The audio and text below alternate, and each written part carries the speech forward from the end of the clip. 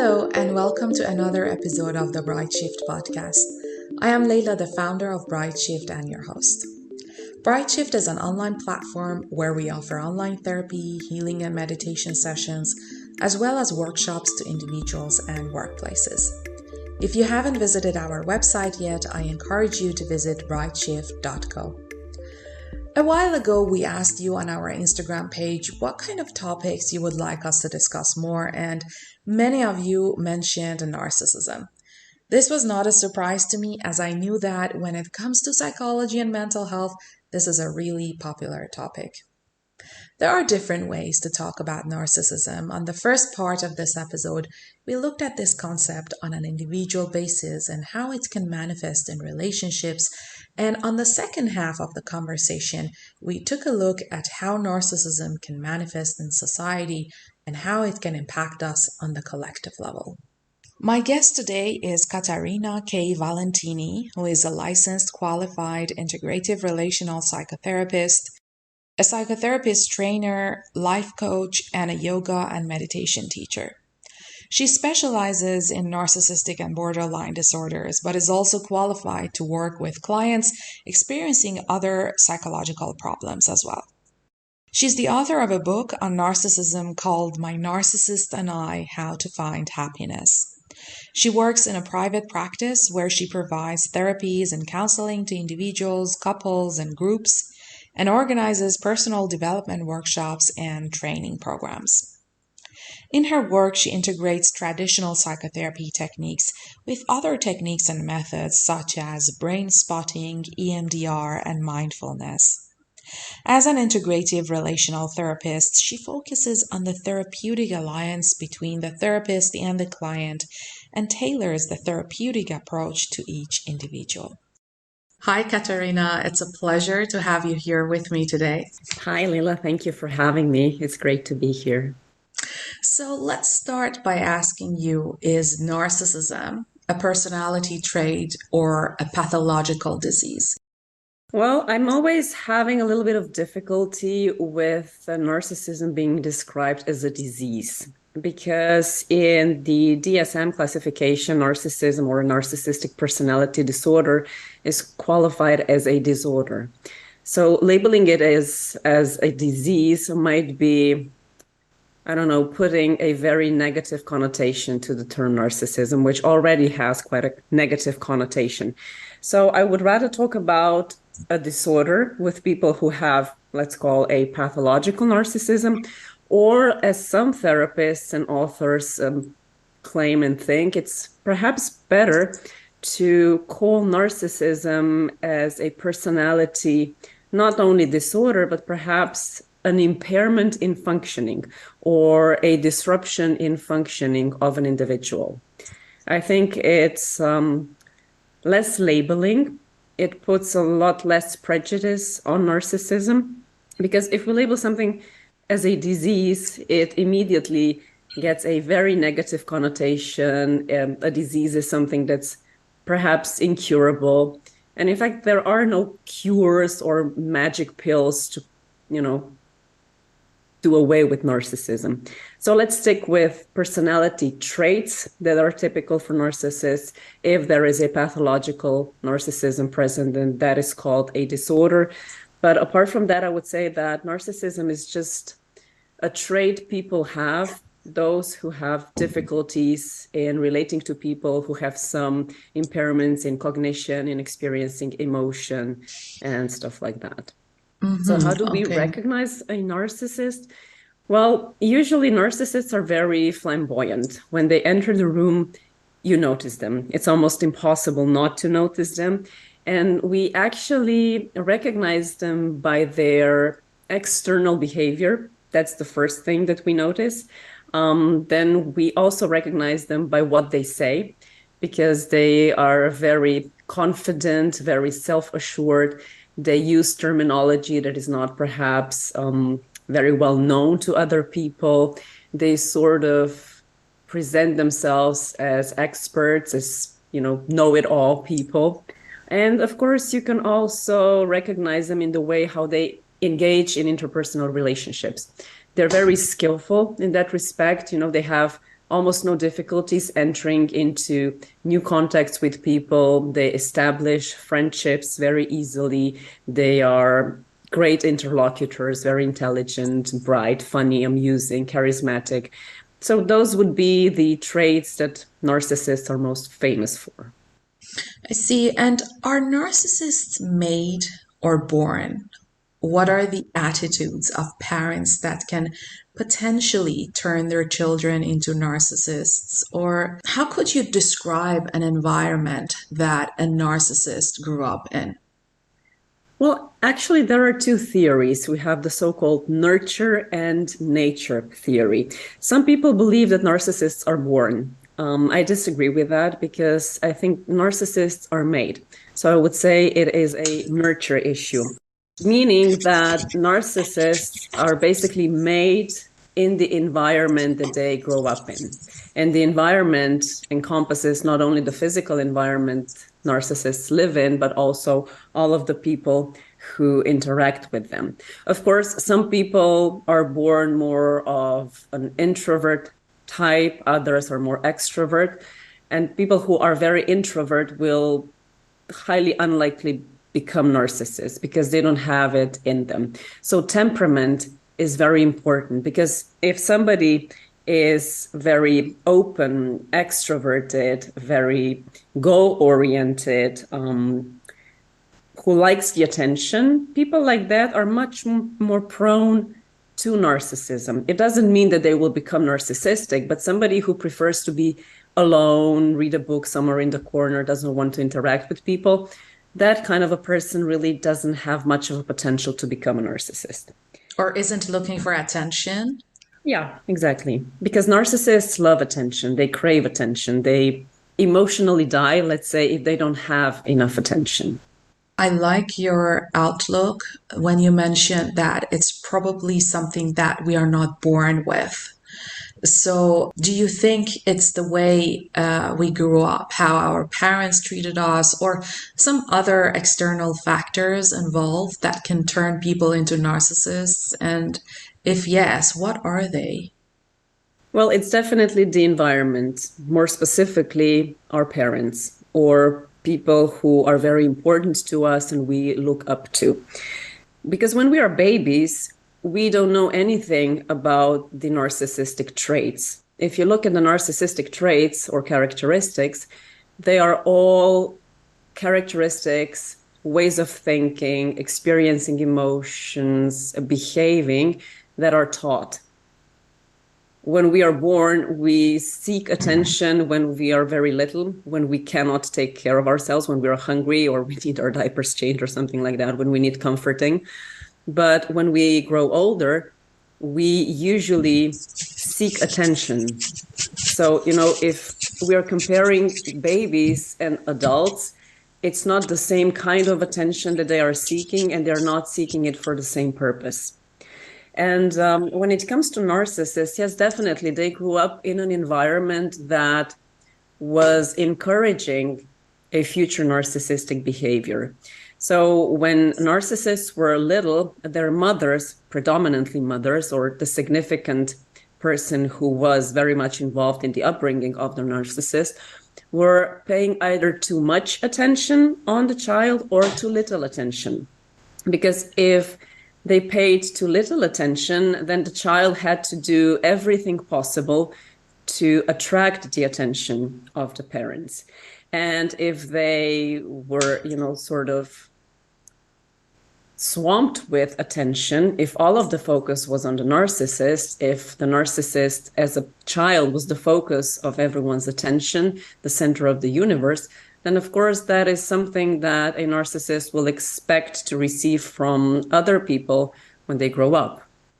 So then you believe that it's mostly rooted in the way how our childhood went. And is there any age in childhood that you have in mind when you think it's related to our childhood? Like, could it be related to our attachment style from since we were infants, or it could be a little bit later on, like when we were maybe 3, 4, 5, 6, 7 years old? Well, usually narcissism develops or starts developing around the age of 3. I'm not talking about the development of the narcissistic personality disorder. You have to be an adult to be diagnosed with that. But when children are very little, or if we're talking about babies, all of them need a lot of love, a lot of attention, care, affection, nurturing, mirroring from the parents. That's very important because babies need mirroring to actually know what they are feeling because they don't have words to express what they are feeling. So when we're talking about narcissists as babies, they either had too much or too little of the love, care, attention, and so on and so forth. And it often happens with narcissists that love and attention, care were in a way conditioned on narcissists' performance. That's why narcissists always strive to be the best, to be perfect, to know everything. Because in a way, narcissists as children were perceived as an extension of their parents. So if narcissists excelled, that shed a very positive light on the parents as well. And this was the only way for the child narcissist in the making to gain any attention, love, and approval, and have a sense of being worthy of love. Most conversations about narcissism in the media is usually negative in the sense that there is almost no proper understanding of it because based on your explanation, if we understand it correctly, we should look at it with empathy rather than shame. Yes, definitely. I mean, I always feel a little sorry for narcissists because understanding how narcissism developed in those individuals, you sort of have to feel sorry because either narcissists as children were not given enough attention and they had to really strive to just make an impact on the parents to be noticed, or they were conditioned and they had to perform. So, in a way, again, we're talking about mothers were projecting their idealized version of themselves on the child. And in that very important phase of separation and individuation that happens during our first year of life, narcissists actually didn't have a possibility to develop their own self because they were just mirroring what their mothers wanted them to be. So when they get to the age of about 3, when they're in that omnipotent phase, when children start to feel a bit more secure on their feet and everything is sort of delivered to them, and they think that because they have magical powers and think of something and that just manifests, not understanding that it's actually parents who cater to their needs, they believe that they are truly omnipotent. And at the age of 3, that's the grandiose period of development, if narcissists are allowed to just demand everything all the time, and if nobody ever sets any boundaries and in a way frustrate their demands, then they think that the world really does revolve around them, that the world is there to cater to their interests, wishes, and desires only and immediately. So that would be the key moment in the development of a child around the age of 2 to 3. Okay, and what percentage of society has narcissism in the form of disorder? Are there any numbers available? Well, there are figures available. About 6% of the male population and about 4% of the female population is supposed to have the narcissistic personality disorder. I say supposed to because those are only figures that were acquired at mental health clinics. And we do know that not everybody gets help, not everybody goes to a psychiatrist to get diagnosed. I would say that the percentage is probably higher. Yes, probably. So, But again, on the other hand, if you ask somebody, do you think that you are a narcissist? Do you consider yourself to be a narcissist? Do you have any narcissistic traits? I don't think many would admit they do have them. oh yeah, that's a really good point. So, are they aware if someone has narcissism as a disorder? Are they usually aware that they have it or not? Like, do they have that self-awareness or probably not? Probably not. They are the way they are. I mean, narcissism has a very, very negative connotation nowadays in the society. But narcissists can also be very successful. They are very popular. They can be great leaders. But when we are trying to diagnose them, of course, we look at the typical narcissistic characteristics. But mind you, the DSM classification clearly stipulates that if somebody is to be diagnosed with a narcissistic personality disorder, that person has to fulfill 5 of the 9 characteristics. And again, it has to be, as it is stated in the DSM, a pervasive pattern of grandiosity, need for admiration, and lack of empathy. So pervasive, it means that it has to be present all the time. It's not just a one-off thing or every now and then or during certain periods. So narcissists really have to display at least 5 of the following 9 traits to be diagnosed as a person with a narcissistic personality disorder. For example, narcissists have this really strong sense of self-importance. They exaggerate everything that they do. They exaggerate their achievements and their qualities. They have to be the best. They present themselves as the best, the only ones who know anything about anything. And they are very competitive as well. So that's also the reason why they exaggerate everything that they do. For example, if you said that you went to one of the best restaurants in town, then the narcissist will say, yeah, I traveled there like 3 years ago, and no, that's not the best one. I went to the best one, and it's that one, Yeah. So they feel very, very important. That's why they also require excessive admiration from other people and attention from other people, because they believe they are the center of the universe. Everything has to revolve around them. And if all of the attention is not focused on them, they sort of feel rejected. They desperately need to have other people's attention. And they're also what they call preoccupied with fantasies of unlimited success, power, brilliance, beauty, ideal love. Even if they don't achieve it, they always strive to achieve the very best. Sometimes they succeed, other times they don't. And when they don't, they feel really bad about themselves. It has a very negative impact on their self-image. And they also believe that they are special, in a way unique.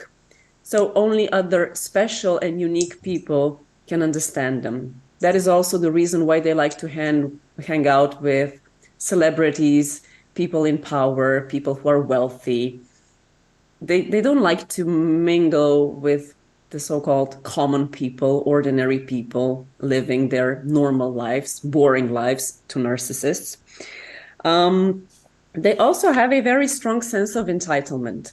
And that's something that stems from that developmental age. Because if narcissist wants to get something, then he demands that other people fulfill that request or wish. So this very strong sense of entitlement is present everywhere. If a narcissist wants to date a certain person, he or she will, chase that person until they get it. They cannot take a no.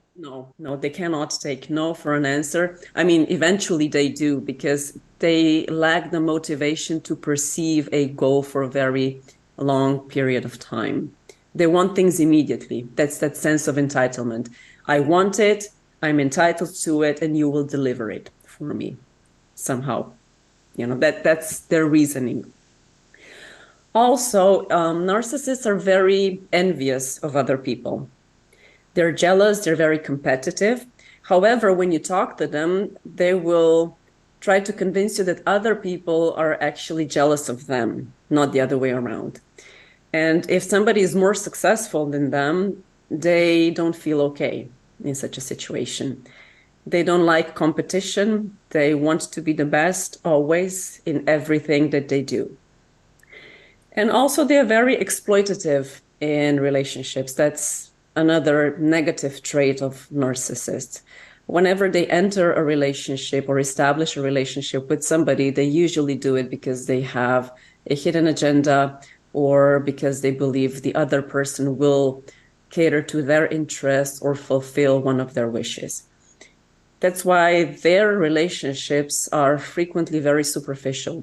They do not engage in in-depth relationships. They don't like emotional closeness because they fear being rejected. They fear being exploited, even though that's what they do to other people. And another trait that is often mentioned in relation with narcissists is that they lack empathy. Now, I don't know if they truly lack empathy or if they lack sympathy, because narcissists are excellent manipulators. So if you want to manipulate somebody, you have to at least understand how the other person is feeling, how the other person is experiencing a given situation. You have to know which buttons to push to get what you want. So I would say that narcissists have what we call a self-interested empathy or an intellectual empathy. On a cognitive level, they can certainly understand what the other person is feeling and experiencing, but they have difficulties relating to that emotionally. Not because they had zero emotions, but because they are afraid to show their vulnerability. And this is where I think many of us are making a mistake in judging narcissists too harshly. Because many of us forget that what we see on the outside, what narcissists are presenting to the general public, is actually a mask. It is a defense mechanism. And if you watch a given narcissist, how he or she interacts in different groups of people, you will see that they can put on a different mask for a different target audience. So they can be quite intelligent emotionally. They are very emotionally intelligent. They are intelligent in general. They are well read. They are charismatic. They know a lot about many issues. So when you engage in a conversation with them, you actually get a feeling that you're talking to somebody who's very knowledgeable, experienced, even though they don't really know much about the subject. And what's, in a way, hiding beneath this narcissistic mask is a very lonely, insecure, vulnerable child. I see. The one that was so strongly seeking the attention and approval and love from their parents, not only mothers, fathers too. And that's why narcissists are afraid of entering into close personal relationships, close emotional relationships, because they fear that the other person will, in a way, discover what they are really like and will not like them and will then walk away. Because many people are attracted to this narcissistic persona, you know, the charisma, the wealth, they're well dressed, they like to travel to exotic destinations, they like eating in fancy restaurants. Many people are attracted to that, but deep down, narcissists are very insecure and they're in a way overcompensating that insecurity, fear of rejection, fear of abandonment, the underlying sense of depression by being too confident. They don't like surprises because if narcissists lack information, they feel insecure. If they lack information, they cannot manipulate you. They don't like the unknowns. Even the known unknowns are terrifying to them because they always fear that somebody will discover that, in fact, they are charlatans. What they're presenting to the public is not who they actually are. Okay. That's why they have to have the upper hand in every situation, in every relationship. And I would like to know, how can we stop labeling everyone with narcissism? I think it's the most common thing that people talk about in relationships or associate their relationship problems to. You also mentioned that. So I want to know, why is there such a big misunderstanding when it comes to narcissism? Which traits in people are being misunderstood for narcissism? I think that people are often mixing narcissistic people and histrionic people.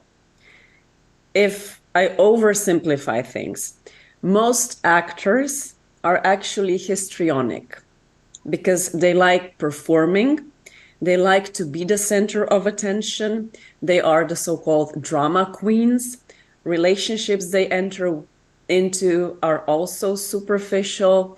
They frequently pretend to be best friends with, I don't know, celebrities they had met once perhaps and do not really know.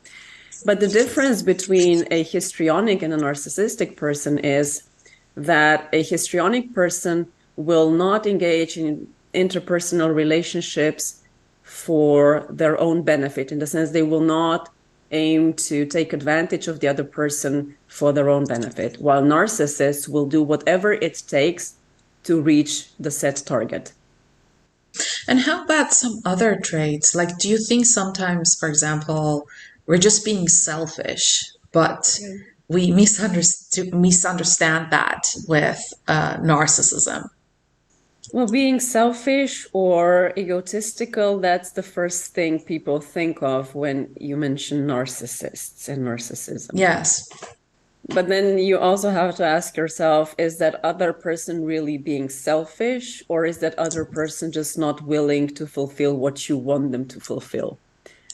You know, a healthy dose of egoism and egotism is actually good, because if we have a healthy dose of selfishness, then we can prevent other people from exploiting us.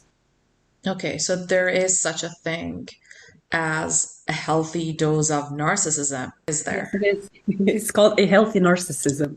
Like we said, It is. narcissists are very intelligent. They are charismatic. They are great leaders. They are very target oriented. They will really put in a lot of effort into achieving what they want. Now, if we take all of those qualities and use them for the benefit of the general public or for general interest, not only for the individual interest of a narcissist, then all of these characteristics can, of course, be very beneficial. Because if you have, for example, a CEO that is intelligent, charismatic, reads people well, handles interpersonal relationships well, is target oriented, is willing to, reward people, to compliment people, encourage them, motivate them, then this is great for the company if everybody benefits. The problem is that when narcissists are in a high level position, let's say in that same CEO position, narcissists will use all of their charms and manipulative skills to gain personal advantage. They will not share the benefit with the rest of the team. Or even if it is a team effort, it will be the narcissist who then takes credit for everything that was done. Yes. Well, definitely we will talk more about that shortly when we talk about how narcissism can manifest in societies. So, what are the healing paths available for someone with narcissism? Let's say that it can be toned down, or we can work on the characteristics that are most disruptive, not only for the relationships narcissists are in, but also for the lives of narcissists themselves. So you can work with people who have narcissistic personality disorder. I mean, we can definitely offer them help. We can help them change. The only problem is that narcissists don't often come to therapy. Oh, yes. They believe there is nothing wrong with them. Everything is wrong with everybody else. Narcissists, in their mind, are perfect. So that's the issue. Therapy. Yeah, they only come to therapy when something goes really bad in their lives. Either their relationship or marriage falls apart, or they lose their jobs. Consequently, they will also lose their income and all of the high-flying life that they're leading. Or if they fall ill. Seriously. And what do you do when you're in a relationship with someone who has been diagnosed with narcissism or narcissistic personality disorder?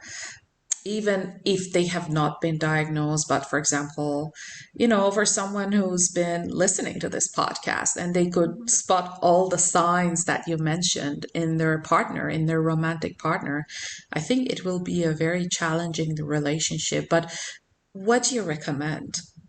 I mean, relationships with narcissists are definitely challenging. They are not the easiest ones to have. They can be very exciting, they can be great, but there are moments where those relationships can be really painful and disappointing as well. So if anyone is in a relationship with a narcissist, then my advice would be check which of the characteristics really bother you. Try to understand why the narcissist is acting the way he or she is towards you. Are the two of you triggering each other? Because narcissists often attract people who share the same wounds, old wounds from childhood, but they attract partners who are sort of openly discussing those wounds and want to heal them, while narcissists deny having them. And because they have similar wounds and similar past experience, painful experience, they know how they are feeling, and they also know where to poke the other one when they're having an argument. So if both partners in a narcissistic relationship go to therapy and work on their past issues, old wounds, unresolved problems, it will become easier because they will no longer be mirroring each other's pain. But if somebody is having a lot of difficulties with narcissistic characteristics of their partners, and if the partners are unwilling to change them, then I guess the only way is to leave. Otherwise, you can just suffer and play the victim. Okay. And could you tell us a little bit about your book? You've written a book about narcissism. Yeah, I've written a book on narcissism called My Narcissist and I, How to Find Happiness, because I've had a lot of experience with narcissists in my personal life, in my professional life. And of course, I am in a relationship with a narcissist.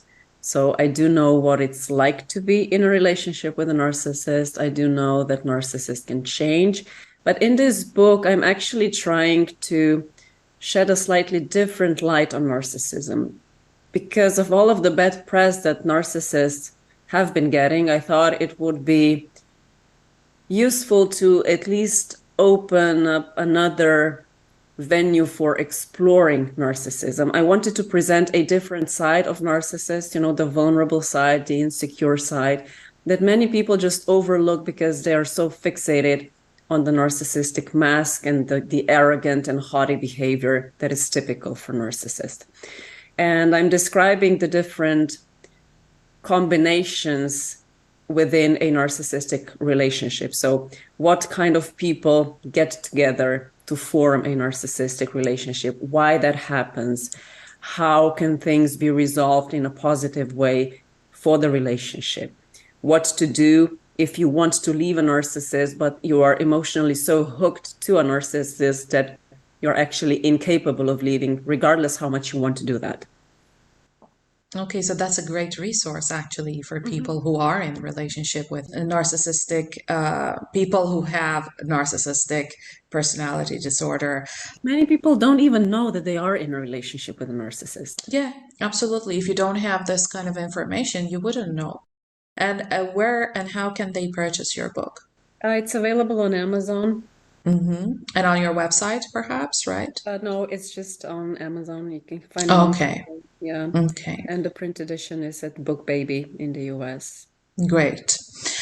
Can you tell us who gets involved with narcissists more in a relationship, or what kind of personalities do narcissists attract? Well, based on my private practice and the people I have worked with and the material I have read, I came to the conclusion that there are basically three types of people who get most attracted to narcissists for different reasons. One type of people are empathic people, because narcissists are very interesting, attractive, but as an empath, you can definitely sense what is hiding beneath that narcissistic mask. And empathic people do have their antennas pretty well calibrated. And empathic people actually can sense what narcissists need deep down. Maybe they sometimes fulfill the needs that narcissists themselves didn't know that they have. And for a while, relationships like that work perfectly because narcissist is showering the empathic partner with a lot of love and attention. At the beginning of a narcissistic relationship, things are going really well. Narcissists are attentive. They buy you presents. They take you places. They praise you. They tell you how wonderful you are. And an empath likes that as well because they like to be appreciated. And narcissists also feel very well in a relationship with an empathic person because the empathic person is in some kind of a subconscious way fulfilling many of the emotional needs of narcissists without narcissists having to explicitly ask for those needs to be fulfilled. But things get complicated when the empathic person wants to establish greater closeness with the narcissist. That's where narcissists get afraid because they don't want anybody to know about their vulnerability, insecurities, negative self-image. And in that precise moment, narcissists start withdrawing from the relationship, and the empathic person is sort of begging them to come back and doing everything they can to win the narcissist back. So empath and a narcissist, that's one of the most typical relationships. Then we have an overt or open narcissist and a covert narcissist. This can work very well for quite a long time as well, because both narcissists, the open or the overt and the covert, have the same approach to life. They both believe they are the best, they are entitled to everything, they like the luxurious life, they establish a fairly superficial relationship, they're not too intimately, emotionally close and connected, so nobody is at risk of being discovered, of being hurt, of being abandoned. And it works for so long until the covert narcissist decides to shine in the presence of the overt narcissist. Covert narcissists love to bask in the attention that overt narcissists receive, and they don't have to expose themselves in any way because they're afraid to do that. So they benefit from all of the attention that the overt narcissist is getting. But could you tell us what is the difference between overt narcissists and covert narcissists? Overt narcissist is your typical narcissist. In your face, loud, opinionated, know-it-all, look at me, I'm the best, everybody should be focusing on me. The covert narcissist is the one who also believes to be the best, the brightest, the wealthiest, the most successful. It's just that other people haven't noticed that yet. So they're sort of expecting everybody to recognize all of those qualities they believe they have, but nobody does that because covert narcissists are just standing on the sidelines, waiting to be noticed and seething with anger because nobody is noticing their greatness. So when a covert narcissist enters into a relationship with an overt narcissist, then they bask in all of the glory and grandiosity and attention that the overt narcissist gets. Because finally, the covert narcissist, when they are in a relationship with an overt narcissist, receive that attention as well without having to do anything for it. Once they want to steal the spotlight, even if it happens only once, then the overt narcissist will not like it. There can be room for only one in a narcissistic relationship. Only one person can get all the attention. And who else? So empath, they get attracted. Overt and covert narcissist. And then we have the most explosive combination of all, borderline and a narcissist. Narcissists and borderline people, be it people with borderline personality disorder or some borderline characteristics, actually share many traits. Like we talked previously, what narcissists are feeling and experiencing deep down are an underlying sense of depression, a fear of abandonment, a fear of rejection, a very poor self-image, a very low level of self-worth. But narcissists are experiencing all of that deep down. They don't show it openly. Borderlines, on the other hand, are experiencing all of that as well. And since they have such a great fear of being abandoned and rejected, borderlines will literally do whatever it takes to not be abandoned.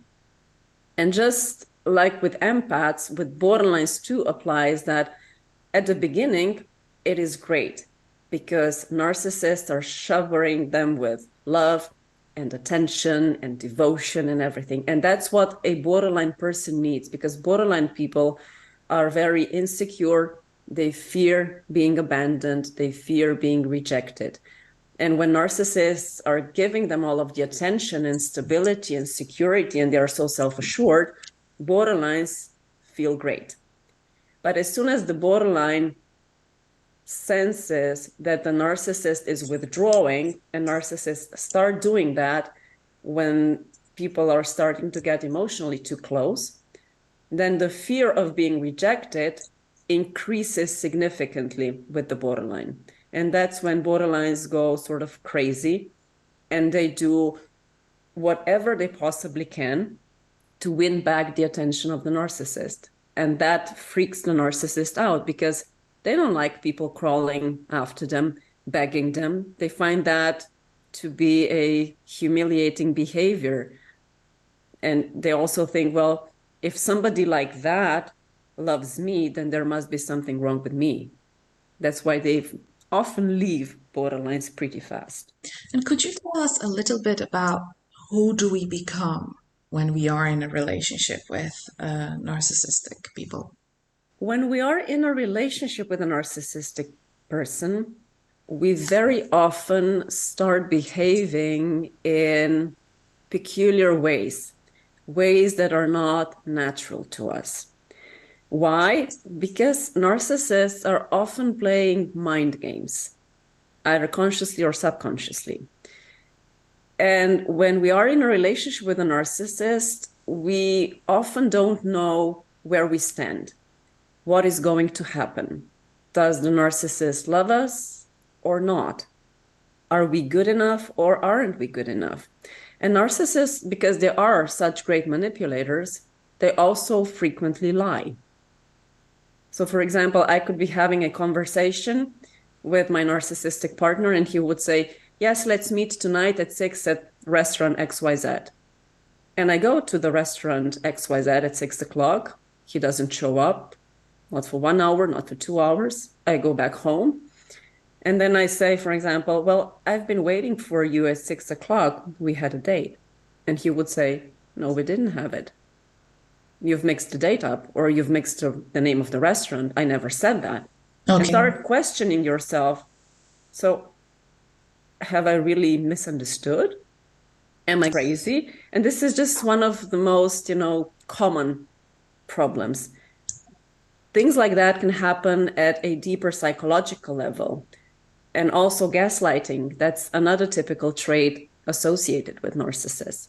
So if you find yourself behaving in ways that are unfamiliar to you, if you sometimes get actually scared of yourself and your reactions, there is a very high probability that you are in a relationship with a narcissist because the narcissist knows exactly which buttons to push to tick you off because they are feeling something negative inside and they don't want to feel it and they project it onto you.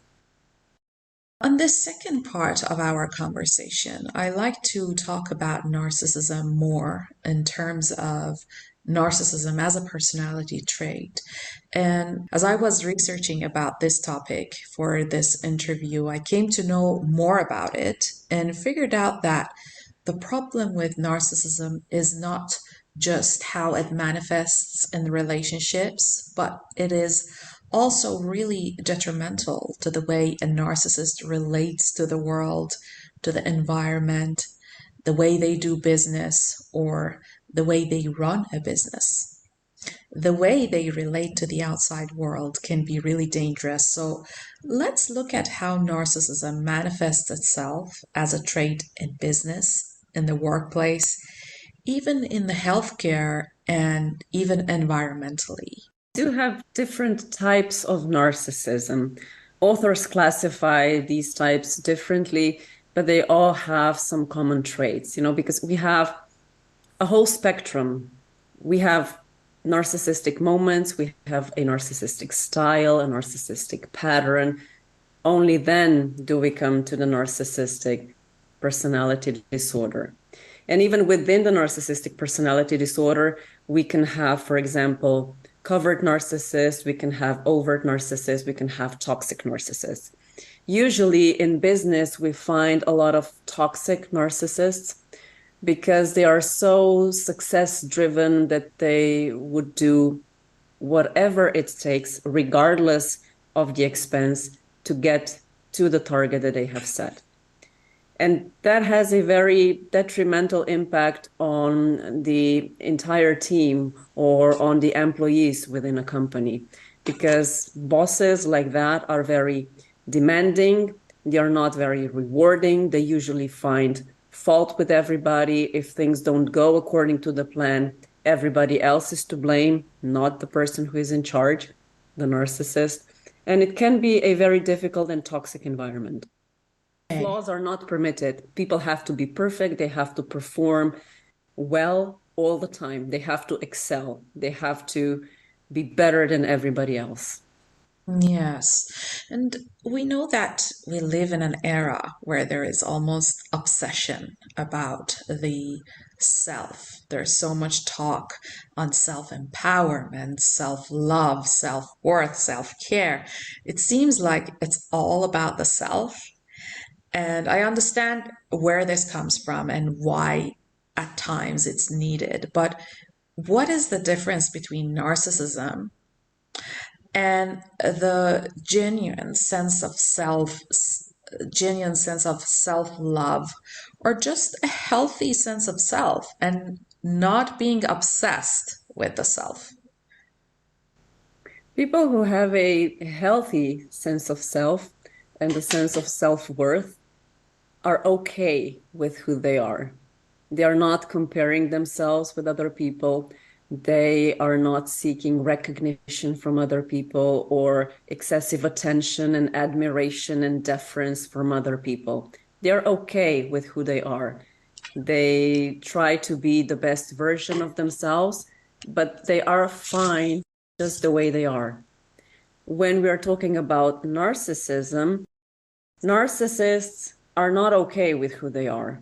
So when we're talking about self-love, the sense of self-worth, narcissists just don't have that in them. That's why they need so much admiration and attention and deference and praise from other people. They need what we call the narcissistic fuel, because without that, they cease to exist. That inflated false self that narcissists are presenting sort of collapses. It deflates, it disappears. That's why narcissists constantly need attention. They need attention to feel alive. While people who have a healthy sense of self-worth do not need the approval and admiration and validation from other people. Narcissists do. Even if a narcissist, for example, achieves something important, something major, it will not have any inherent worth to them unless other people praise the narcissist for what he or she have achieved. And how about social media platforms? Do you think that social media aggravates narcissism as a personality trait in individuals and in us as a collective? I've heard some psychologists referring to social media as the cocaine of narcissists. Probably, because everybody is so self-obsessed nowadays. It's me, me, me, and nobody else but me. And that cannot be healthy. I mean, it's okay to have a good sense of self-worth. It's good to be confident. It's good to, be okay with who you are, to be proud of what you have achieved or of the qualities that you have. But if you are just sort of portraying or displaying all of that so that other people would say that you're okay, well, then you have an issue, because that's really not a healthy sense of self-confidence or self-worth. And with social media and the selfie culture, I think that we as a society are going in a direction that is really not very good, because everybody is so self-absorbed and self-obsessed that they just forget that the rest of the world exists as well. Because we still live in a community. We still have to establish relationships, cooperation, closeness, connectedness, support, solidarity, ethics, morality. Those are, I believe, the values that help knit a community together. If everybody is Yes. just focused on himself or herself, then we as a society will not progress much and we will not get very far. Yes, I agree 100%. So, do you think in today's world, narcissism is somewhat rewarded in society? For example, we talked about it earlier a little bit, the way the concept of competition is usually taught in business schools, or how sometimes society encourages being at the top at all costs. In general, whenever we see the mentality that prioritizes personal benefits over the greater good, I guess we can see the footprint of narcissism.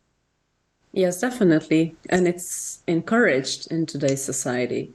Individuality, success, failure is not even an option, even though failure is a normal part of life. We cannot always just be better, reach higher, go faster. Absolutely. There is a limit. Yes. And even if limits can be pushed upwards, we're always on a curve. It's not a linear line going upwards only. And it is true that society demands us to excel, to be perfect. Flaws are not allowed anymore. Everybody has to be picture perfect. Everybody has to be the best at what they do. You cannot fail at anything, because you're immediately discarded from the society as a total failure, which is not Yes. true. We all have our good moments, we all have our bad moments. Sometimes we succeed, sometimes we fail. But the important thing, I think, is just to, get back on your feet and keep doing whatever it is that you're doing and like doing. I'd like to also talk about narcissism and spirituality a little bit. That's an oxymoron, spirituality. I wish narcissists were more spiritual. Yes, because it sounds like narcissism goes against all the spiritual values that encourage sacrifice, inclusiveness, generosity, and so on. And I think in general, narcissism kind of distorts that pure sense of self Mhm. that all the spiritual outlooks of the world are inviting us to see or to identify with. What are your thoughts on that? Well, narcissists are using other people to achieve what they want to achieve. So the relationships they're entering into are not subject relationships, but object relationships, meaning you are there for me to use you to achieve whatever I want to achieve. They don't really take into consideration other people's needs, interests, desires. And perhaps that's also the reason why nowadays we are reading and hearing so much about toxic narcissism, toxic narcissistic relationships, abusive relationships. Yes, that is on the one extreme of the spectrum. But we also have to take into account the other part of the extreme. Like, we have narcissistic moments.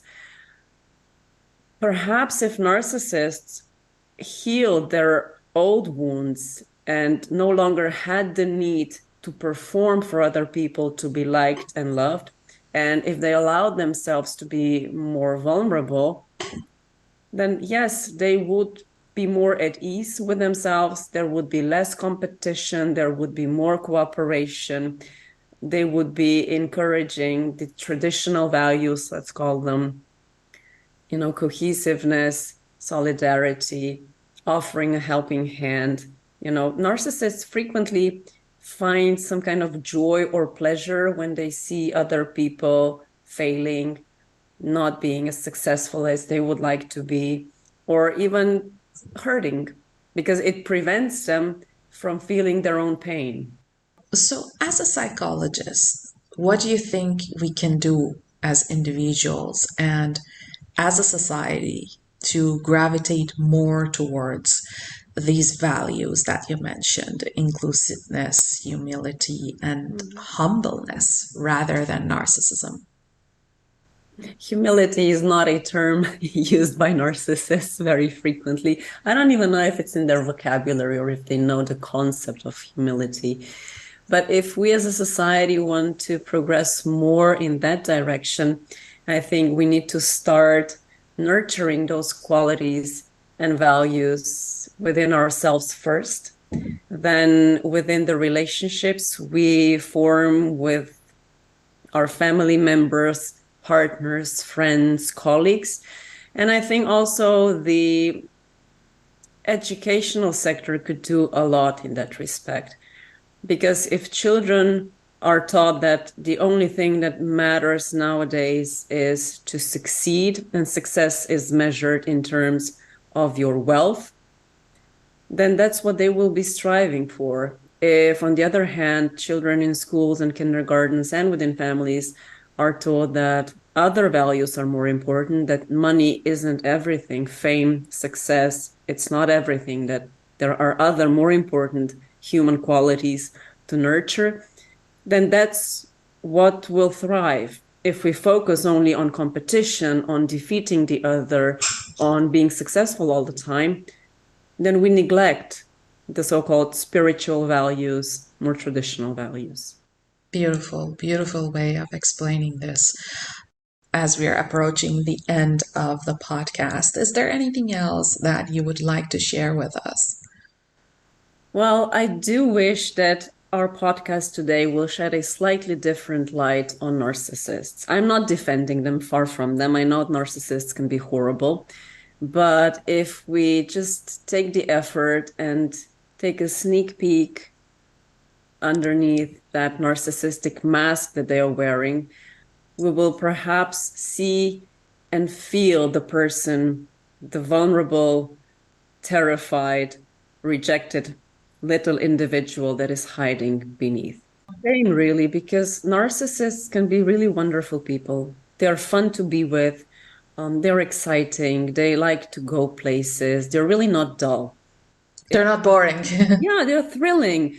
It's just that as soon as they feel threatened, as soon as they get the impression that the other person will now discover them and, see that actually they are loving, vulnerable people, then they will leave them. That's why they don't want to be open and vulnerable, because they fear that they will be rejected and abandoned. And if we understand that that's what narcissists are like deep down inside, then maybe we will be less judgmental. And not only that, if we understand why narcissists are acting the way they do, if we understand that that's just their defense mechanism, then we will also perhaps stop taking things so personally. Because when we are in a relationship with a narcissist, we often get the feeling that there is something wrong with us, that we are not good enough, that we are not worthy of love, when in fact these are just projections or a projective identification that the narcissist is projecting onto us. So when you are in a relationship with a narcissist and you're experiencing all of these negative emotions and thoughts, take a pause and think, is this really something that I'm feeling? Is this really something that I think of myself? Or is this something that I'm picking up from my narcissist? You shared really interesting information about this topic on this podcast. And I know that narcissism is a topic that many people are striving to know more about. And the main point that, I personally took from it was that we need to look at narcissism with more compassion and understand its roots. When we do that, it definitely changes how we look at this topic in general. It was a really interesting and insightful conversation. Thanks so much for sharing your knowledge with us on this topic. You're welcome. Maybe just a final thought that just occurred to me. Sure. When people come to therapy, they are frequently desperate because they have just discovered that they are in a relationship with a narcissist. Until they had the term narcissist in their mind, things were going fairly well in the relationship, despite all the problems. But as soon as people hear the word narcissist, or maybe my partner is a narcissist, their whole world collapses because of all of the negative publicity regarding narcissism. It is true that narcissistic relationships are difficult, but they are not impossible. So if you are with a partner who has a narcissistic personality disorder or has just some of the narcissistic characteristics, it's not the end of the world. You can still make it work. Relationships like that are doable, are manageable, can be very loving and exciting. So don't give up just because you think that your partner is a narcissist and because the society convinced you that it's, let's say, incurable. Even narcissists can improve. That was a really important point that you mentioned that, it is possible to be in a relationship with narcissists and there are ways to improve things. Thank you for adding that. And it was a pleasure. I really enjoyed having this conversation. Thank you so much. It was lovely talking to you. And I think that we've opened up some really important questions. I think so too. Thank you. And to our listeners, I hope listening to this episode has helped clear some of the most common misunderstandings about narcissism. It certainly helped me to look at this concept in a different light. Thanks for being here and see you next time.